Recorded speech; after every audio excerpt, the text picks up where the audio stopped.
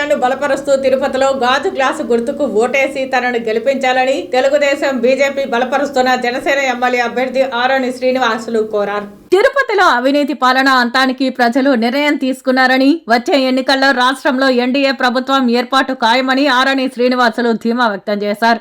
శుక్రవారం ఉదయం తెలుగుదేశం బీజేపీ బలపరుస్తున్న జనసేన ఎమ్మెల్యే అభ్యర్థి ఆరణి శ్రీనివాసులు 42, 43వ డివిజన్లలో ఇంటింటికి ప్రచారం నిర్వహించారు. TDP cluster incharge RC Munikrishna ఆధ్వర్యంలో 42, 43వ డివిజన్ పరిధిలో అన్నారావు సర్కిల్ నుంచి ప్రారంభమైన ప్రచారం Shantinagar, Prashanthinagar, Saptagiri Nagar, railway colony, KT రోడ్డులో జరిగింది.